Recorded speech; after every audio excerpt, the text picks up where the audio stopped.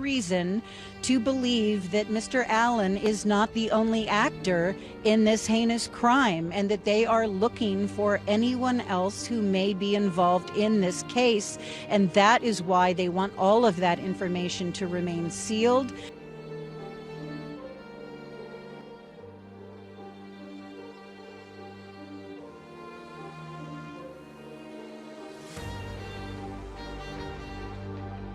Welcome back to the channel, everybody, where we cover murder, mystery to the paranormal. So Richard Allen showed up to court early this morning for the order of decorum hearing about whether the probable cause affidavit should be released to the public. He was seen entering the courthouse with a bulletproof vest.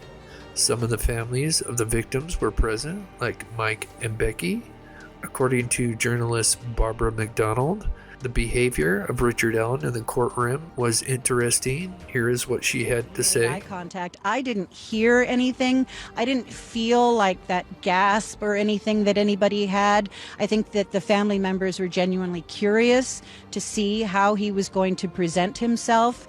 I don't know him. I didn't know him prior to these charges, but he definitely appeared curious. He made eye contact for several seconds, sort of scanned the two rows where the family members were sitting. He made eye contact with me because I was right next to some of the family members. And then once he did sit down, he was looking around the courtroom. It is a historic courtroom. It's a beautiful courtroom. And he seemed to be sort of taking in the architecture. He had attorneys flanking him on both sides, and he did not say a single word during today's proceeding.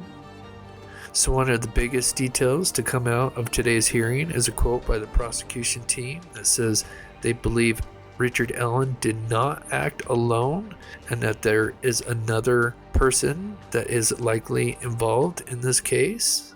And according to the defense team who saw the probable cause affidavit, said that in the affidavit it does not talk about any other parties involved in the crime. Believe that Mr. Allen is not the only actor in this heinous crime, and that they are looking for anyone else who may be involved in this case, and that is why they want all of that information to remain sealed.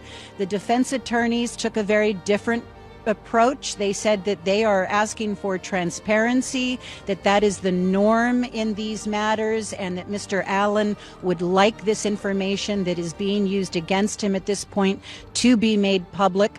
The defense attorneys did agree that the information about some of the witnesses, they don't have an objection to that being redacted, that some of the witnesses were described as being current minors. Some of them were minors at the time of their witness involvement. But according to local news and others, they feel like the probable cause affidavit will be released sometime soon, but will be redacted as it contains statements from many witnesses, so their names will be redacted to hide their identities. Richard Allen's defense team put through a motion to have Allen's bond reduced, so there will be a hearing on February 17th of next year on this matter. We will keep an eye out for the release of this affidavit, and we'll go live when it does. Let me know what you think about this. Please be respectful. Please smash that like button and share this video with a friend. If you're new to the channel, please subscribe. Please consider supporting this channel by becoming a member, and thank you so much.